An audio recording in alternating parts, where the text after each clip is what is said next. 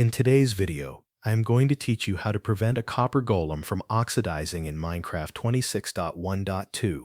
Before you begin, make sure you have already collected one and placed it in your inventory so it is ready to use.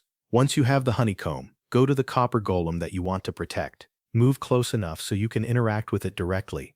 Make sure the honeycomb is selected in your hotbar and held in your hand. This is important because the waxing effect will only work if you are actively holding the correct item. With the honeycomb in your hand, right-click on the copper golem. As soon as you do this, the copper golem will become waxed. When it is waxed, it will no longer continue to oxidize over time. This means its current copper state will be preserved, and it will stay that way unless you decide to remove the wax later. If your goal is to keep the copper golem looking the way it does right now, this is the step that matters most. Waxing locks in its current appearance and prevents further weathering.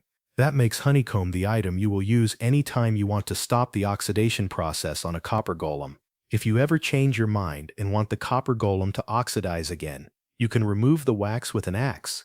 To do that, equip an axe and use it on the waxed copper golem.